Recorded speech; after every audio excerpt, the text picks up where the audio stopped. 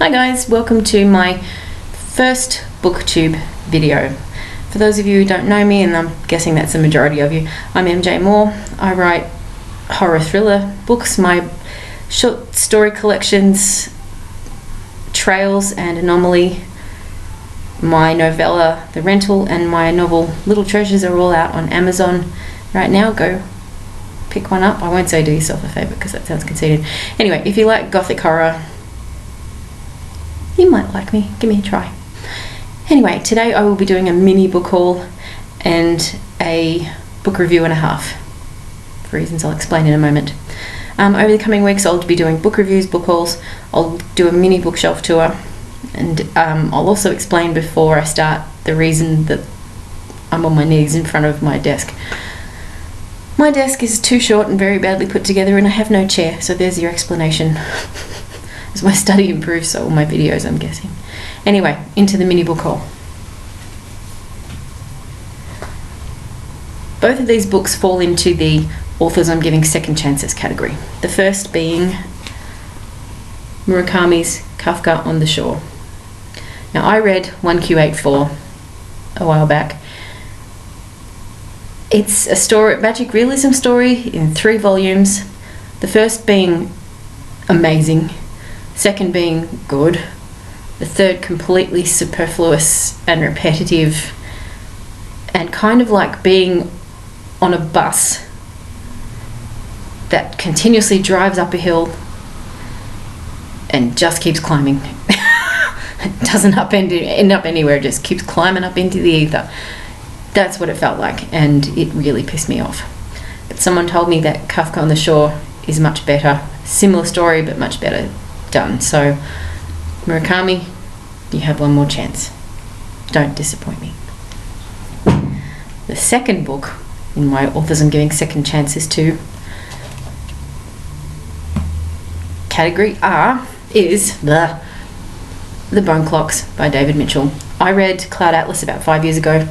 Didn't love it. The individual stories in it, I adored. The man could write any genre, any style you give him. You put a bunch of genres in a hat, he will pick one out blindfolded and write a story that will win awards. The man's amazing. The structure of the book reminded me I was reading a book, and as I'll explain in my review in a minute of another book, that pisses me off. The Bone Clocks, I'm told, does the same thing but much better. So here's hoping. Mitchell, you also have one more chance to woo me. On to the reviews. The half review goes to Mark Danielewski's Only Revolutions. This is an unusually structured book. It's about 2 eternal teenagers, a boy and a girl, who basically follow each other through time, fall in love, fall out of love, fall back into love, from what I've told anyway. And it's unusually structured in that the story is written in prose poem style. The book is written half in her point of view, half in his. So its part is upside down. You have to turn it around and read the other side when you're done.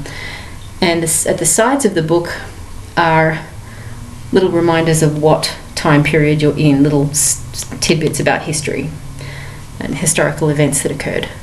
And while I love the idea, reading this book, it constantly reminds you that you are reading a book. I don't need to be reminded I'm reading a book. I paid $25 for the thing because I like the look of the cover. I brought it home, I cracked it. I know it's a book. When I read a book, I want to get completely lost in the story. This book keeps pulling me out of the story and saying, hey, look at me. Look how cleverly I'm put together. Aren't I cute? Aren't I snappy? Isn't my author a genius? I don't give a shit. I want to read a story that will get me lost, not lose me, that will get me lost, and it's just not doing it so far. Now, that's not to say that I hate it. I haven't finished it, so I can't give a fair judgment. When I do finish it, I will do a proper review and I will let you know. So, Danielewski, you're safe for a while. Lastly of all, Black Hole by Charles Burns. Now, if this review was solely based on the art, this would win my book of the year. It is amazing. The art style is nothing short of horrifying and gorgeous all at once. I mean, God damn it, look at that. I just knocked my camera down almost to show you.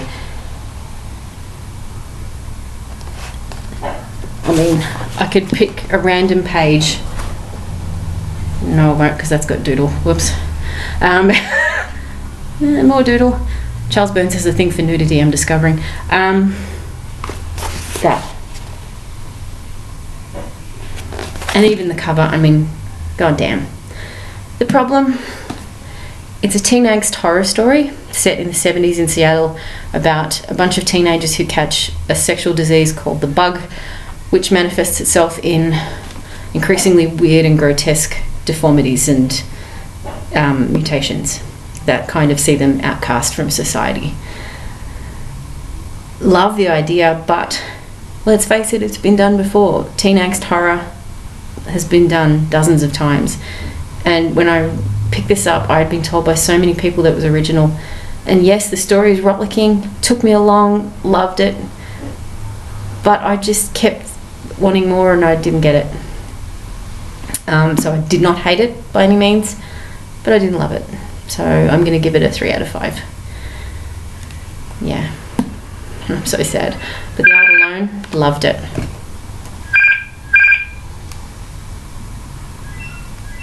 Sorry, turn my phone off. Anyway, yeah, that's Black Hole by Charles Burns. If you like teen angst horror, which I normally do, and you're not expecting anything hugely original, you probably love it. I didn't. Still liked it though, and I would still recommend it.